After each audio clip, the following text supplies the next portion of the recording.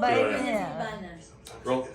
Wala ka ng kaso. Hindi, tinuturuan niya ni ano. Spit. Spit.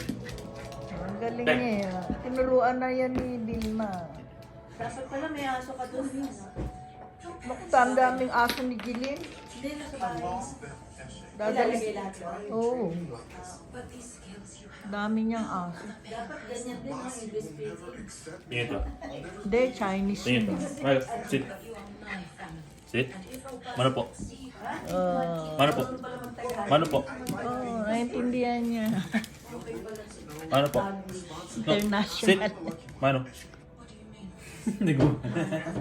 Nagbe-bless siya, oh. Mano po? Mano po? Diyos, buti may aso, manunod mano.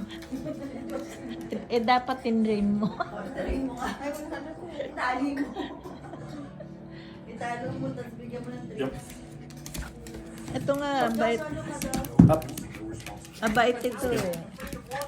So, you have to take Down. holding or like that. Roll. You know how to bless. Roll. See? Ganyan na to bless. Ito. Hide.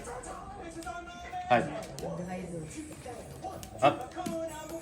What are you doing? Up. Pagka gusto nga niyang umihi o kaya tumae, pepesto siya doon. Uungol. Siya sabi. Ito, ito. Tsaka wala siyang balinig. Sit. Wala. Ganyan na. Down. Wait. Siguro din, nagkalat na naman siguro. Get. See? Josh, oh.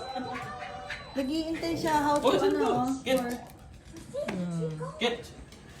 Asan yung ball? Get. Nawala na. Ganyan, wala. Pagka ano, gusto niya makipaglaro, uungol, tapos tuturo niya lang yung ball niya. Get. Marunong.